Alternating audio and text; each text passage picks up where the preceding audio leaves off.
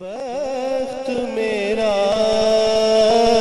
جو محبت میں رسا ہو جائے، میری تقدیر مدینے کی فضا ہو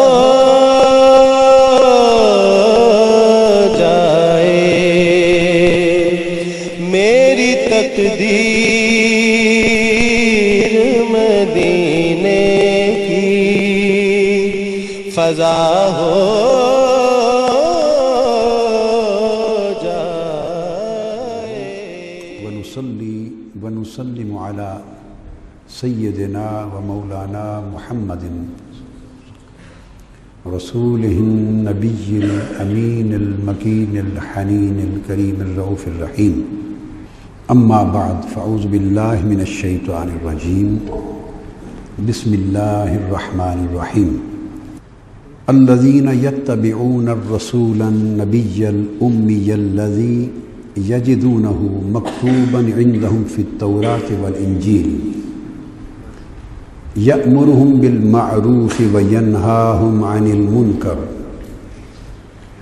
ویحل لہم الطیبات وَيُحَرِّمُ عَلَيْهِمُ الْخَبَائِثَ وَيَدَعُ عَنْهُمْ إِصْرَهُمْ وَالْأَغْلَالَ الَّتِي كَانَتْ عَلَيْهِمْ فَالَّذِينَ آمَنُوا بِهِ وَعَزَّرُوهُ وَنَصَرُوهُ وَاتَّبَعُوا النُّورَ الَّذِي أُنزِلَ مَعَهُ أُولَئِكَ هُمُ الْمُفْلِحُونَ قُلْ يَا أَيُّهَا النَّاسُ انی رسول اللہ الیکم جمیعا الذی لہ ملک السماوات والارض لا الہ الا هو یحیی ویمیت فآمنوا باللہ ورسولہ النبی الامی الذی یؤمن باللہ وکلماتہ واتبعوہ لعلکم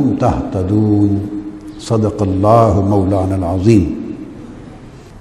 معزز علماء کرام، فضلاء و خطباء اعظام، معزز حاضرین اور طلباء و طالبات، قاضی عیاض رحمۃ اللہ تعالی علیہ کی اس نہایت مبارک کتاب الشفاء بتعریف حقوق المصطفیٰ، اس کے درس کے سلسلے میں آج ہم باب اول کی فصل ثانی میں سے تیسری آیت کریمہ جو انہوں نے فصل ثانی میں درج کی ہے اس کی تلاوت کی ہے اور اس کا مختصر بیان کرنا چاہتے ہیں۔ باب اول قاضی عیاض کا الشفاء میں اس موضوع پر چل رہا ہے، وہ کہتے ہیں الباب الاول فی ثناء اللہ تعالی علیہ و اظہارہ عظیم قدرہ لدیہ۔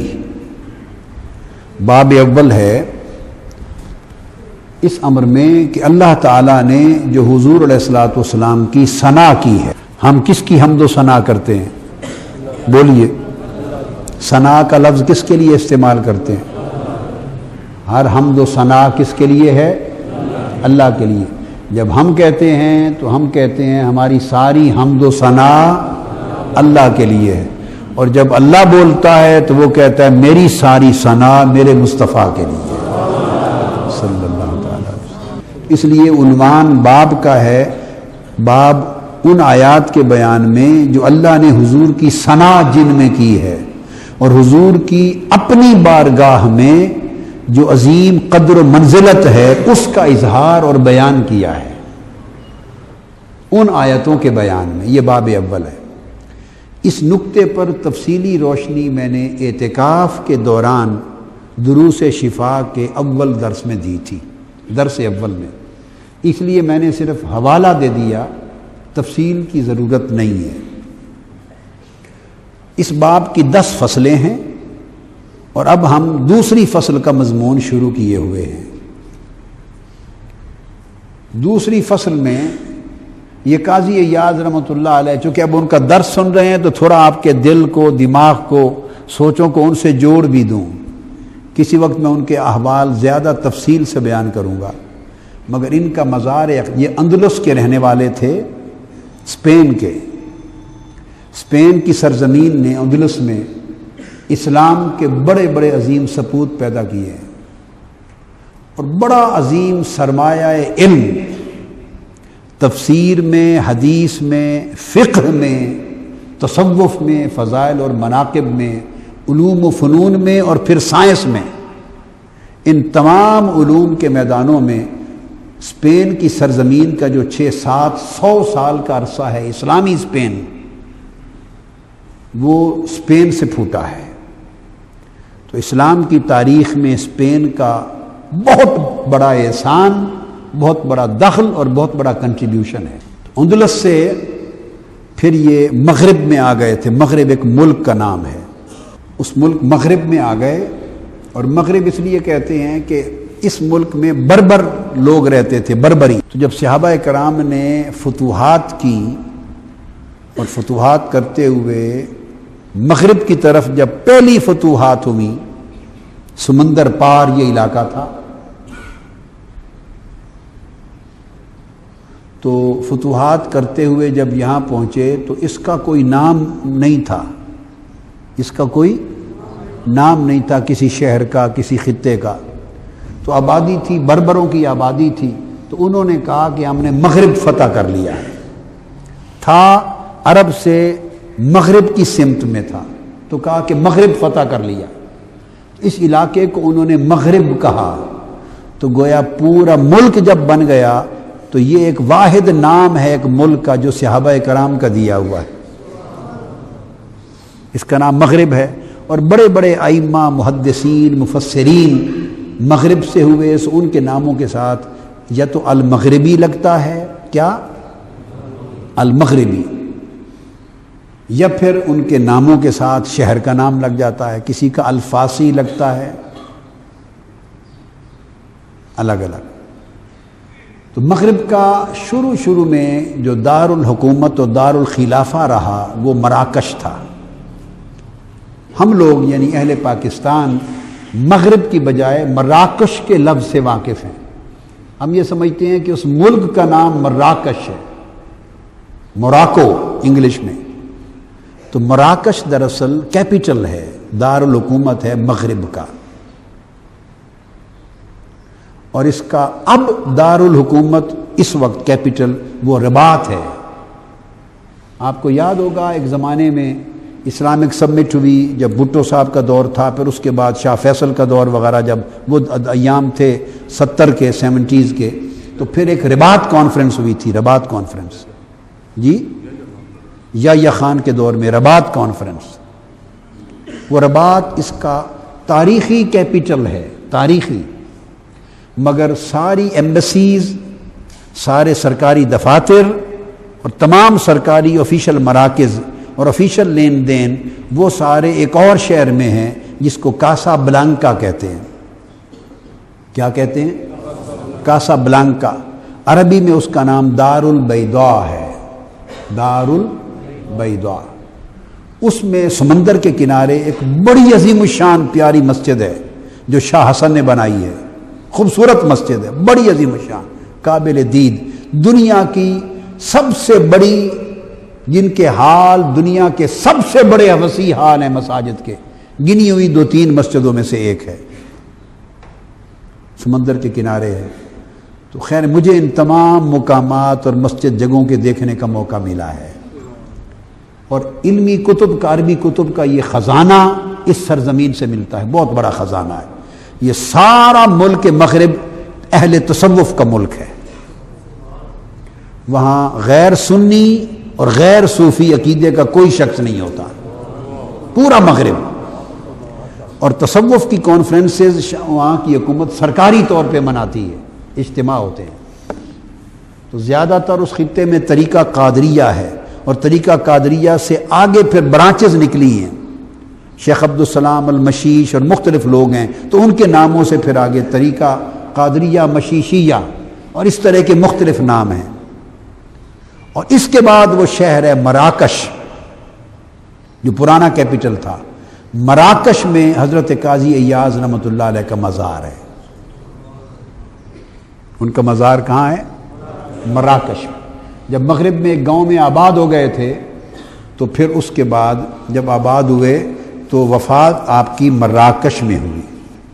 تو اس سے پہلے یحسب وہ جگہ تھی، تو شیخ ابو الفضل ایاز بن موسیٰ الیحسبی ان کا ٹائٹل ہے.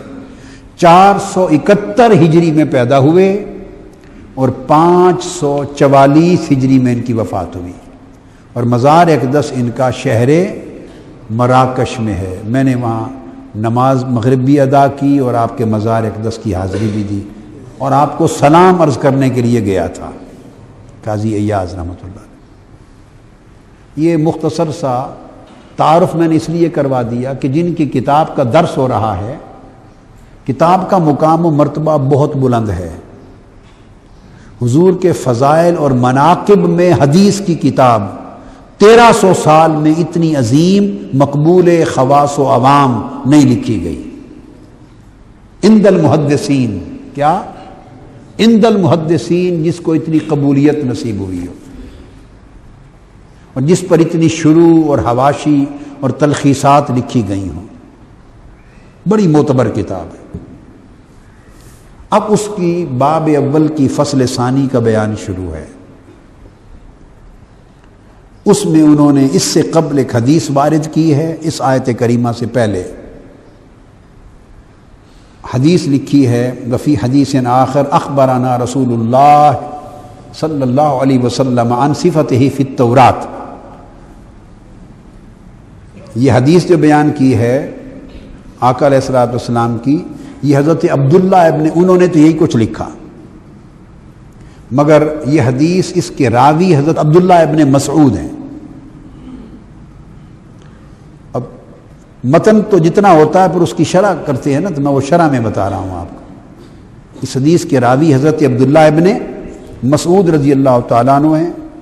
اور جو روایت انہوں نے بیان کر دی تو یہ حوالہ متن میں نہیں لکھتے.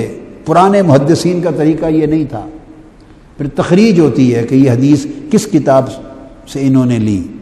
تو جو حدیث انہوں نے بیان کی وہ حدیث امام طبرانی نے لی ہے، اور اس حدیث کو امام ابو نعیم نے دلائل النبوت میں بھی روایت کیا ہے، اور امام دارمی نے اپنی سنن میں روایت کیا ہے، اور امام جلال الدین سیوطی نے مناہل الصفا میں اس کی تخریج و توثیق کی ہے، اور امام ہیثمی نے مجمع الزوائد میں بھی اس کو تخریج کی ہے. یہ حدیث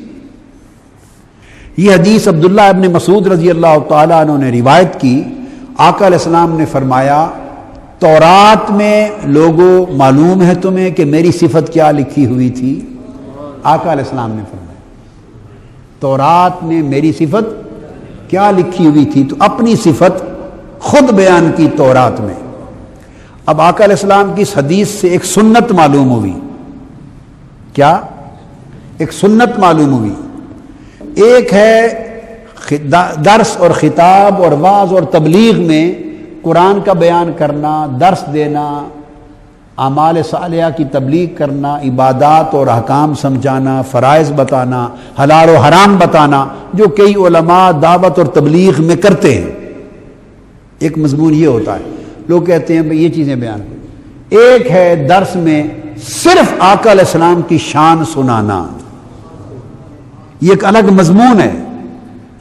آقا کی صفتیں بیان کرنا، آقا علیہ السلام کی شانیں بیان کرنا. آپ سمجھ گئے نا بات. ایک ہے احکام کا بیان کرنا، کیا؟ اور ایک ہے فقط شان کا بیان کرنا. تو دو الگ مضمون ہیں. بعض لوگوں کی سمجھ اس طرح کی ہے، وہ کہتے ہیں کہ احکام اگر بیان ہوئے دین کے، سنت کے، شریعت کے، سیرت کے، تو وہ تو تبلیغ دین ہے. لیکن خالی شان بیان کرنا، صفتیں بیان کرنا، یہ کون سا دین ہے؟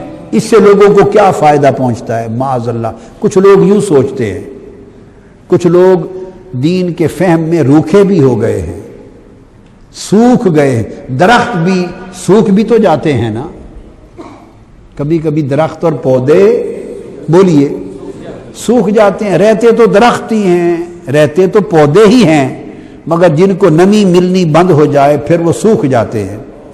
سوکھ جائیں تو کیا ہوتا ہے, ان کے پتے جل جاتے ہیں اور پھل جھڑ جاتے ہیں, پھر وہاں پھل نہیں ہوتے. درخت رہتے ہیں, نہ پھل ہوتے ہیں, نہ پتے ہوتے ہیں, نہ سبزہ ہوتا ہے, نہ اس کا سایہ رہتا ہے, نہ کوئی نفع رہتا ہے. درخت رہتے ہیں, درخت. اسی طرح کچھ لوگوں کے ایمان کے درخت سوکھ جاتے ہیں, ایمان کے درخت سوکھ جاتے ہیں. تو درخت ایمان کے رہتے ہیں, کہلاتے مسلمان ہی ہیں, مگر ان کے ایمان کے شجر پر برگوبار نہیں رہتے, پھل پھول نہیں رہتے, سایہ نہیں رہتا, کوئی نفع اور کوئی فیض نہیں رہتا, بیکار ہو جاتے ہیں. وہ جو بیکار ہو جاتے ہیں سوکھ کر, ان کی پھر سمجھ بھی سوکھ جاتی ہے, دین کی سمجھ سکڑ جاتی ہے. بے شک ان کی داڑیاں بھی ہوتی ہیں, امامے جبے بھی ہوتے ہیں, لباس بھی پہنتے ہیں, ٹوپیاں بھی ہوتی ہیں, تسبیح بھی پڑھتے ہیں, تبلیغ بھی کرتے ہیں, نماز پڑھتے ہیں, روزہ حج زکوٰۃ سارے کام کرتے ہیں, درخت والی پوری حیت ہوتی ہے, مگر پھل پھول نہیں ہوتا, سوکھ گئے ہیں. وہ جو سوکھ جائیں وہ کہتے ہیں کہ احکام بیان کیے تو یہ تو دین ہوا, لوگوں کو فائدہ پہنچا, تو خالی نبی کی شان بیان کی تو اس سے کیا فائدہ پہنچے گا عملی زندگی میں. ایک سوال ابھرتا ہے, اور نئی نسل پھر ایسے سوالوں سے متاثر بھی ہوتی ہے. وہ کہتی ہے ہاں بھائی اس سے کیا فائدہ پہنچا, اس سے کیا فائدہ پہنچا. تو یہ ایک الگ موضوع ہے, کبھی کبھی میں اپنے دروس خطابات میں یہ باتیں سمجھاتا رہتا ہوں, اس پر تفصیل کا وقت نہیں, مگر اتنی بات سمجھ لیں. پہلی بات تو بھائی فائدہ کیوں ہے, اس کے بعد کوئی سوال کی گنجائش رہتی ہے. احکام بیان کیے فائدہ پہنچا, یہ بھی حضور علیہ السلام کی سنت ہے. اور کبھی احکام نہیں فقط شان بیان کی, یہ بھی مصطفیٰ کی سنت ہے, یہ بھی آقا علیہ الصلوۃ والسلام کی بولیے سنت ہے. تو کیا حضور کی سنت میں نفع نہیں ہے؟ آقا کی سنت میں, کوئی آقا کی سنت بے نفع بھی ہو سکتی. الگ بات ہے کہ آپ کو سمجھ نہ آئے, تو سمجھ آنے نہ آنے پر تو نفع موقوف نہیں ہے, کہ آپ کو سمجھ آئے تو پھر نفع ثابت ہو گیا, اور سمجھ نہ آئے تو نفع ثابت نہ ہوا. نفع مند ہونا آپ کی سمجھ پر تو موقوف نہیں. بھاڑ میں جائے, آپ کی سمجھ آتی ہے تو آئے, جاتی ہے تو جائے, مصطفیٰ کی سنت سے ثابت ہے تو نفع ثابت ہو گیا. میری بات سمجھ آئی نا؟ تو یہ حضور علیہ السلام کی سنت ہے کہ کبھی کبھی آقا علیہ السلام منبر پہ کھڑے ہو کے صرف اپنی شان بیان کرتے, اس میں کوئی احکام بیان نہیں کرتے تھے. کیا کہا میں نے؟ اس میں کوئی احکام بیان نہیں کرتے تھے, صرف اپنی شان بیان کرتے تھے. کیا؟ صرف اپنی شان بیان کرتے تھے. تو وہ بھی تو آقا علیہ الصلوۃ والسلام کی سنت ہی ہوئی نا. فقط شان بیان کرنا بھی آقا علیہ السلام کی سنت ہے. اس لیے اب وہ میں حدیث دے رہا ہوں جس کو قاضی ایاز لائے ہیں, وہ حدیث کہ کس طرح آقا علیہ السلام کی فقط شان کو بیان کرنا حضور کی سنت. اب یہاں وہ حدیث پاک جو قاضی ایاز لائے ہیں, آقا علیہ السلام نے فرمایا وہ حدیث ان صفت فی التورات, کہ تورات میں میری صفت یہ بیان کی گئی, عبدی, اللہ نے فرمایا یہ میرا خاص بندہ ہے مصطفیٰ, احمد المختار, ان کا نام احمد ہے اور یہ مختار ہے. یہ مختار ہیں. مولدہ بمکہ, ان کا میلاد مکہ میں ہوگا, ولادت مکہ میں ہوگی. ومہاجرہ بالمدینہ, اور ہجرت ان کی مدینہ کی طرف ہوگی. وقال طیبہ, اور وہ شہر طیبہ ہوگا. امتہ الحمادون للہ علی کل حال, ان کی امت ہر حال میں اللہ کی بڑی حمد کرنے والی ہوگی۔ آپ سمجھے؟ یہ آقا علیہ الصلوۃ والسلام نے فقط اپنی شان بیان کی۔ کیا بیان کی؟ فقط اپنی شان بیان کی۔ اسی طرح حدیث پاک میں ہے، حضور علیہ السلام نے فرمایا فقال له ربہ، کہ حضور کو فرماتے ہیں کہ حضور نے اللہ سے عرض کیا، باری تعالیٰ بیان کر رہے ہیں، میں نے اللہ کی بارگاہ میں عرض کیا، اللہ تعالیٰ نے فرمایا مانگ میرے حبیب۔ میں نے عرض انک اتخذت ابراہیم خلیلا، باری تعالیٰ تو نے ابراہیم کو خلیل بنایا ہے، ابراہیم کو خلیل بنایا۔ وَآتَيْتَهُ مُلْكًا عَظِيمًا، بڑا عظیم ملک دیا۔ وَكَلَّمْتَ مُوسَىٰ تَكْلِيمًا، میں بات کر رہا ہوں وہ شان بیان کرنا سنت، موسیٰ سے کلام کیا۔ وَآتَيْتَ دَاوُودَ مُلْكًا عَظِيمًا، اور داؤد کو عظیم ملک عطا کیا۔ وَعَلَنْتَ لَهُ الْحَدِيدَ، اور ان کے لیے لوہا نرم کر دیا۔ وَسَخَّرْتَ لَهُ الْجِبَالَ، اور پہاڑ ان کے لیے مسخر کر دیے۔ وَآتَيْتَ سُلَيْمَانَ مُلْكًا عَظِيمًا وَسَخَّرْتَ لَهُ الْجِنَّ وَالْإِنسَ وَالشَّيَاطِينَ، اور انہیں ملک عظیم عطا کیا، جن و انس ان کے لیے مسخر کر دیے۔ اس طرح ساری چیزیں بیان کرتے رہے، عرض کیا۔ تو آقا علیہ السلام فرماتے ہیں تو مجھے اللہ نے فرمایا، اب امت کو سنا رہے ہیں، اللہ نے فرمایا میرے حبیب وہ ساروں کو ایک ایک چیز دی، ہائے سب کو ایک ایک چیز میں نمایاں کیا، مگر کیا کیا؟ وَقَدِ اتَّخَذْتُكَ خَلِيلًا، محبوب تمہیں خلیل بھی بنایا، تمہیں فَهُوَ مَكْتُوبٌ فِي التَّوْرَاةِ، اور تمہارے کچھ صفتیں تورات میں لکھی۔ وہی حدیث پچھلی تھی کہ آقا نے تورات سے اپنی صفتیں بیان کی۔ اس حدیث میں بھی آیا ہے کہ آقا نے یہ فرمایا کہ اللہ نے مجھے کہا میرے حبیب تعریفیں تمہاری جو تورات میں لکھی وہ یہ محمد حبیب الرحمن، محمد رحمان کا محبوب ہے۔ وَأَرْسَلْتُكَ إِلَى النَّاسِ كَافَّةً، اور آپ کو ساری مخلوق کے لیے رسول بنایا ہے۔ وَجَعَلْتُكَ أُمَّتَكَ هُمُ الْأَوَّلُونَ، اور آپ کی امت کو اول امت بنایا ہے، یعنی قیامت اور جنت میں داخل ہونے والی، اور عدد کے اعتبار سے وَهُمُ الْآخِرُونَ، اور بیست کے اعتبار سے سب سے آخری امت، یعنی اول بھی آپ کی امت اور آخر بھی آپ کی امت۔ اور جعلتک اول النبیین خلقا، اور میرے حبیب تمہیں سب نبیوں سے پہلے تخلیق فرمایا۔ وآخرہم بعثا، اور سب سے آخر مبعوث کیا، تو گویا اول بھی آپ کے دامن میں ہے، آخر بھی آپ کے دامن میں ہے۔ وآتیتک سبعا من المثانی، اور آپ کو بار بار پڑھی جانے والی 7 سورتیں آیتیں ایسی عطا کی، ولم اوتہا نبیا قبلک، اور آپ سے پہلے کسی نبی کو عطا نہ کیا۔ وجعلتک فاتحا وخاتما، اور آپ کو نبوت کھولنے والا بھی آپ کو بنایا، نبوت کو ختم کرنے والا بھی آپ کو بنایا۔ تو حضور صلی اللہ علیہ وسلم نے آپ ہی کی یہ صفتیں بیان کی، اور آقا علیہ السلام نے اسی طرح اور بہت سارے اپنی شانیں مختلف وقتوں میں بیان کی۔ حدیث میں آقا علیہ السلام منبر پہ قیام فرما ہوئے، مسلم شریف میں اور ترمذی شریف میں، اور لوگوں سے پوچھا، لوگوں من انا، میں کون ہوں؟ صحابہ نے عرض کیا انت رسول اللہ، آقا آپ اللہ کے رسول ہیں۔ فرمایا ہاں میں اللہ کا رسول ہوں، پر بتاؤ میں کون ہوں؟ اللہ کا رسول ہوں پر بتاؤ میں کون ہوں؟ پھر آقا علیہ السلام نے، صحابہ نے عرض کیا یا رسول اللہ آپ بتائیں۔ آپ نے فرمایا ان اللہ خلق الخلق فجعلهم فرقتین فجعلنی فی خیرہم فرقۃ، اللہ نے کل مخلوق بیان کی اور اس مخلوق کے 2 طبقے بنائے اور مجھے سب سے اعلیٰ طبقے میں پیدا کیا۔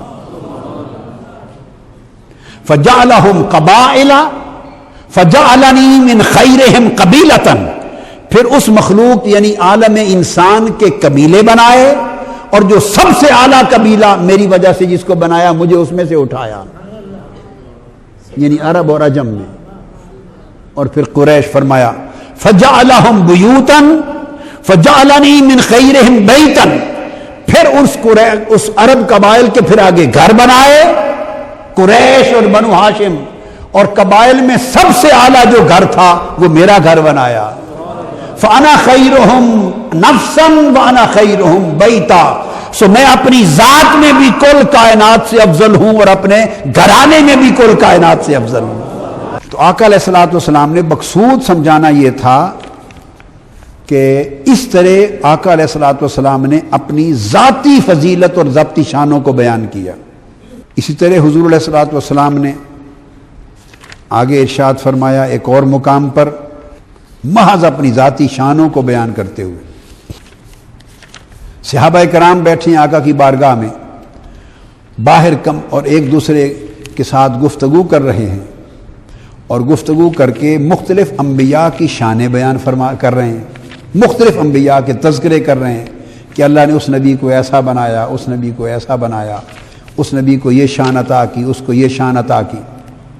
یہ حدیث جو بتا رہا ہوں اب، یہ بھی ترمذی شریف میں ہے۔ مقصود یہ نکتہ ہے کہ وہ بیان، وہ خطاب صرف حضور کی شانیں، حضور کی عظمتیں، حضور کی صفتیں، حضور کے کمالات وہ پیدا کرنا اور اسی کو بیان کرنا، احکام نہیں، یہ بھی آقا کی سنت ہے۔ تو پھر عبداللہ بن عباس رضی اللہ تعالیٰ عنہ راوی ہیں، حدیث ترمذی شریف میں ہے، کتاب المناقب اور دارمی میں بھی ہے۔ عبداللہ بن عباس رضی اللہ تعالیٰ عنہ راوی ہیں کہ صحابہ کرام بیٹھے تھے، آقا کے انتظار میں، آپ اندر گھر میں تھے، تو آقا تشریف ابھی نہیں لائے تھے، تو اس انتظار میں بیٹھے انہوں نے ایک موضوع شروع کر دیا کہ اللہ نے کس کس نبی پر کیا رحمتیں اور نعمتیں فرمائیں۔ فقال بعضهم عجبا ان اللہ عز وجل اتخذ من خلقہ خلیلا اتخذ ابراہیم خلیلا، کیا کمال ہے، اللہ پاک نے اپنا جب خلیل دوست بنایا مخلوق میں، حضرت ابراہیم کو بنایا۔ دوسرے نے کہا قال ماذا باعجب من کلام موسیٰ کلمہ تکلیما، اور دوسرے نے کہا کیا عجیب تر ہے اور خوب ہے، اللہ نے جب کلام کرنا چاہا تو طور پر موسیٰ کو بلا کے ان سے کلام کیا۔ تیسرے نے بولا قال آخر فعیسیٰ کلمۃ اللہ وروح، تیسرے نے کہا کیا خوب اللہ نے انعام کیا موسیٰ کو اپنا کلمہ اور اپنی روح قرار دیا۔ چوتھے سے آبی بولے قال آخر آدم اصطفاہ اللہ، اللہ نے حضرت آدم کو اپنا صفی بنایا۔ آقا علیہ السلام اتنے میں باہر تشریف لے آئے، فخرج علیہم، آقا علیہ السلام باہر تشریف لے آئے، فسلم، ان پر سلام کیا، وقال قد سمعت کلامکم وعجبکم، آقا نے فرمایا صحابیوں میں نے تمہاری گفتگو بھی سن لی اور تمہارے تعجب بھی سن لی، تمہاری گفتگو بھی سن لی اور تمہارے تعجب بھی سن لیے۔ فرمایا جو کچھ تم نے کہا حق ہے، جو کچھ تم نے کہا حق ہے۔ اب آقا علیہ السلام بولے فرمایا ان ابراہیم خلیل اللہ وہو کذالک، بے شک ابراہیم اللہ کے خلیل ہیں اور وہ ایسے ہی ہیں۔ اور فرمایا وموسیٰ نجی اللہ وہو کذالک، اور موسیٰ اللہ سے مناجات، راز نیاز کی باتیں کرنے والے ہیں اور وہ ایسے ہی ہیں۔ وعیسیٰ روح اللہ وکلماتہ وہو کذالک، عیسیٰ اللہ کے روح اور اس کا کلمہ ہے اور وہ ایسے ہی ہیں۔ وآدم اصطفاہ اللہ وہو کذالک، آدم اللہ کے صفی ہیں اور وہ ایسے ہی ہیں۔ تصدیق کر دی، مضمون مکمل کر کے اس کے بعد فرمانے لگے الا، اب خبردار ہو جاؤ، آگاہ ہو جاؤ کہ کوئی اور بھی ہے۔ اور وہ کیا فرمایا الا وانا حبیب اللہ ولا فخر، اور میں اللہ کا محبوب ہوں اور فخر نہیں کرتا۔ وانا حامل لواء الحمد یوم القیامت ولا فخر، اور قیامت کا دن اللہ کی حمد کا جھنڈا صرف میرے ہاتھ میں ہوگا اور میں فخر نہیں کرتا۔ لفی روایت فآدم ومن سواہ تحت لوائی ولا فخر، اور حضرت آدم سے لے کر عیسیٰ تک ہر کوئی میرے جھنڈے کے نیچے ہوگا اور میں فخر نہیں کرتا۔ اور فرمایا وَأَنَا أَوَّلُ شَافِعٍ وَأَوَّلُ مُشَفَّعٍ يَوْمَ الْقِيَامَةِ وَلَا فَخْرٍ، اور سب سے پہلے شفاعت کرنے والا جب ہر ایک کی زبان بند ہوگی میں ہوں گا، اور سب سے پہلے جس کی شفاعت قبول ہوگی میں ہوں گا، اور میں فخر نہیں کرتا۔ وانا اول من یحرک حلق الجنہ ویفتح اللہ لی باب الجنہ فیدخلنیہا ولا فخر۔ فرمایا اور قیامت کے دن جنت کا دروازہ کھٹکھٹانے والا اور دروازہ کھول کر جنتیوں کو داخل کرنے والا میں ہوں گا، اور میں فخر نہیں کرتا۔ فیدخلنیہا، سب سے پہلے اللہ مجھے داخل فرمائے گا، ولا فخر نہیں۔ وَمَعِيَ فُقَرَاءُ الْمُؤْمِنِينَ وَلَا فَخْرٍ، اور یہ بھی بتا دوں کہ جب سب سے پہلے میں جنت میں جاؤں گا تو ساتھ کن کو لے کر جاؤں گا؟ فرمایا امت کے غریبوں کو لے کر جاؤں گا، غریبوں فقیروں کو لے کر جاؤں گا۔ اور فرمایا ولا فخر، وہ غریب اور فقیر جن کے پاس پیسے کوئی کروڑوں اربوں کے حساب سے نہیں ہیں، پھر بھی میرے لنگر پہ خرچ کرتے ہیں، میری محبت میں خرچ کرتے ہیں، کیونکہ انہیں مجھ سے محبت ہے، اس لیے انہیں لے کر جاؤں گا ساتھ۔ ولا فخر وانا اکرم الاولین والآخرین ولا فخر، اور میں پہلوں سے بھی افضل ہوں اور بعد والوں سے بھی افضل ہوں، اور میں فخر نہیں کرتا۔ تو سنت کیا معلوم ہوئی؟ ایسا بیان اور خطاب کبھی کبھی جس میں احکام نہیں ہیں، صرف شان ہے، وہ بھی آقا کی سنت ہے۔ سو جو لوگ یہ کہتے ہیں کہ نیری شانیں ہی بیان کرتے ہو، کبھی احکام اس میں نہیں ہے، اس میں شریعت کا حلال و حرام نہیں ہے، تو وہ دین کا نفع کیا ہوا؟ تو اس کو میں نے سمجھایا ان کے دماغ سوکھ گئے ہیں۔ کبھی احکام اور حلال و حرام بیان کرنا دین ہے، اور ان سب پہ بڑھ کر حلال و حرام اور احکام دینے والے مصطفیٰ کی شان بیان کرنا یہ اعلیٰ دین ہے، اور یہ حضور علیہ السلام کی سنت ہے۔ بتا رہا ہوں حضور کے خطاب بتا رہا ہوں آپ کے، یہ آقا کے خطاب ہیں جو منبر پہ کھڑے ہو کے حضور نے فرمائے ہیں۔ صحابہ نے یہ تو نہیں کہا حضور آپ نے اپنی شانیں بیان کر دی تو کوئی احکام تو بتایا نہیں، اس کا نفع کیا ہوگا، اس کا ہمیں کیا نفع ہے؟ نادانوں سمجھ نہیں آئی کہ نفع کیا ہے۔ نفع یہ ہے اگر حضور کی شان سمجھ میں آ جائے تو تم حضور سے محبت کرنے لگو گے، حضور کا ادب کرنے لگو گے۔ جس شان کو سمجھ کر دل میں حضور کی محبت اور ادب آ گیا، اور محبت اور ادب کی وجہ سے جو آقا کے قدموں سے جڑ گیا، اس کو سارا دین مل گیا، اس کو کل ایمان مل گیا۔ اس سے بڑا نفع کیا ہے؟ اس سے بڑا نفع کیا ہے؟ پھر ایک اور حدیث ہے، اس کو صحیح مسلم میں روایت کیا، سنن ترمذی میں روایت کیا، اور بہت سی حدیث میں حضرت ابو ہریرہ رضی اللہ تعالیٰ عنہ روایت کرتے ہیں، آقا نے بیان فرمایا، یہ خطاب ہے میرے آقا کا، ان رسول اللہ صلی اللہ علیہ وسلم قال، حضور نے خطاب کیا، فرمایا فضلت علی الانبیاء بست، مجھے انبیاء پر 6 چیزوں میں فضیلت عطا کی گئی۔ ذرا دیکھنا کون سے احکام اور کون سا حلال اور حرام اور کون سے مسئلے اور کون سی شریعت کی باقی باتیں اس میں ہیں، سوائے کل مسئلوں کا مسئلہ اور کل شریعتوں کی شریعت اور کل حکموں کا حکم اور کل اصلوں کی اصل کیا ہے؟ فرمایا مجھے 6 چیزوں میں فضیلت دی گئی۔ اُعطیت جوامع الکلم، مجھے کل کلاموں کا مجموعہ عطا کیا گیا۔ وَنُصِرْتُ بِالرُّعْبِ، اور رعب کے ذریعے میری مدد کی گئی۔ ایک میل کے فاصلے پر بھی کوئی آ رہا ہو اور مجھے تک لے تو کانپنے لگ جاتا ہے، اور قریب آ جائے کانپتا ہوا تو قریب ہو کے مجھے دیکھ لے تو اس وقت سنبھل جاتا ہے، پیار کرنے لگ جاتا ہے۔ دور سے دیکھے تو رعب میں آ جاتا ہے، قریب سے دیکھے تو محبت میں آ جاتا ہے۔ سبحان اللہ۔ اور پھر فرمایا وحلت لی الغنائم، میری وجہ سے میری امت پہ مال غنیمت حلال کر دیا۔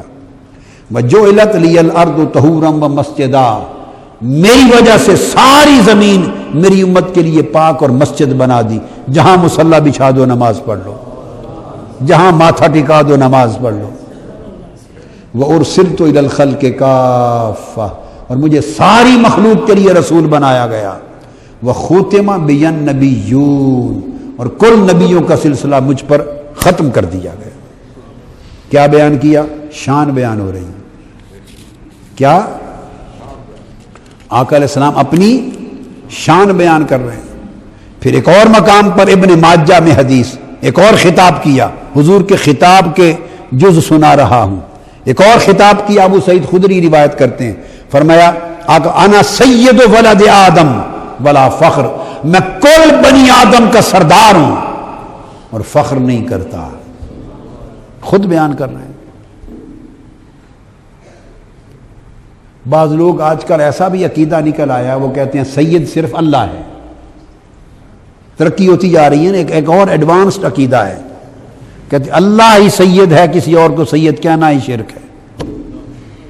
یہ بھی ایک آگے ترقی یافتہ عقیدہ ہے، بدقسمتی کی انتہا۔ وہ سن لیں، آقا نے فرمایا حدیث صحیح کہ میں سید ہوں اور میں کل بنی آدم کا سید و سردار ہوں، فخر نہیں۔ وانا اول من تنشق الارض عنہ یوم القیامہ ولا فخر، اور میں وہ ہستی ہوں کہ سب سے پہلے جب قیامت بپا ہوگی تو میری قبر انور کھلے گی اور میں اٹھوں گا۔ کیا؟ سب سے پہلے میری قبر انور کھلے گی اور میں اٹھوں گا، اور میں فخر نہیں کرتا۔ اب اس پر میں نے غور کیا، محدثین نے، شارحین نے، محققین نے کبھی اس نقطے پر یہ بات نہیں لکھی۔ کیا؟ محدثین و شارحین نے کبھی سینکڑوں ہزاروں کتابوں میں اس نقطے پر بات نہیں لکھی۔ چونکہ کسی نے نہیں لکھا، سو میرے ذہن میں سوال آیا، سب سے پہلے حضور کو میدان محشر میں کیوں اٹھایا جائے گا؟ آقا تو مہمان خصوصی ہیں، اور مہمان خصوصی سب سے آخر میں آتا ہے۔ پورا میدان محشر ہوگا، خالی میدان ہوگا، کوئی بھی نہیں ہوگا، تو سب سے پہلے آقا علیہ السلام کو اٹھا دیا۔ جب آپ جلسہ منعقد کرتے ہیں تو مہمان خصوصی کو خالی پنڈال میں لا کے تو نہیں بٹھاتے، جو سب سے اعلیٰ عرفہ اونچا مہمان ہوتا ہے، جب ساری مجلس سج جاتی ہے تو اس کو آخر پہ بلاتے ہیں۔ تو یہاں کوئی بھی نہیں ہے، ابھی میدان محشر خالی ہے، تو سب سے پہلے آقا کو اٹھایا جائے گا، یہ وجہ کیا ہوگی؟ اس پر میں نے سوچا کہ کیوں سب سے پہلے قبر انور کھلے گی اور سب سے پہلے آقا کیوں سامنے آئیں گے؟ اس کی وجہ میری سمجھ میں یہ آئی کہ پھر باری باری ہر کوئی اٹھے گا، اور ہر ایک کو پتہ ہے قیامت کا دن تھر تھر کانپنے کا دن ہے۔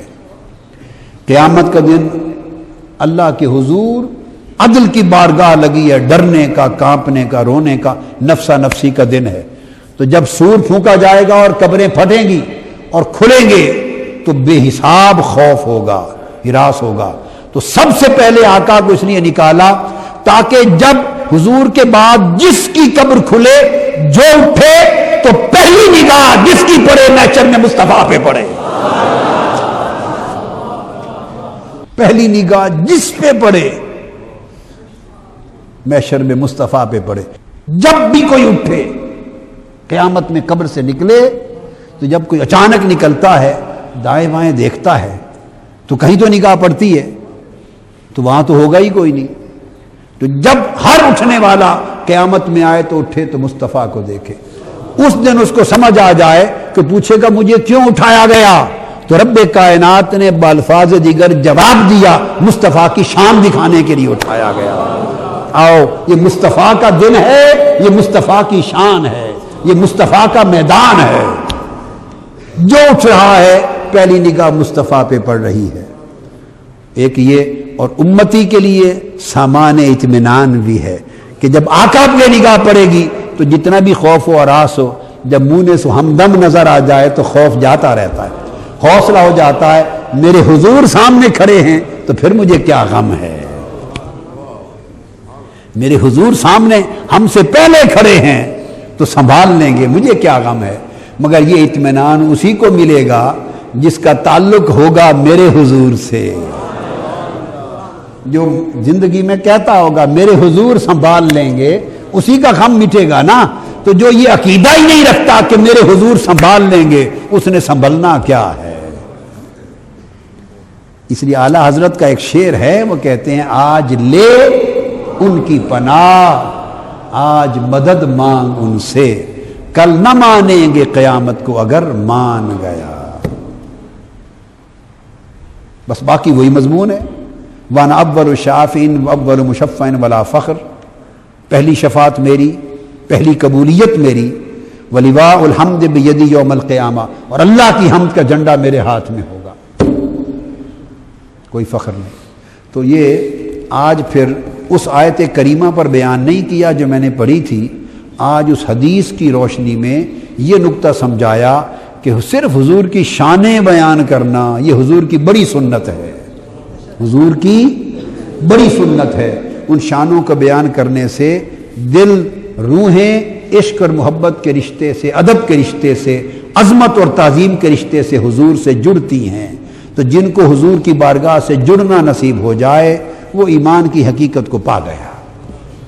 وما علینا الا البلاغ۔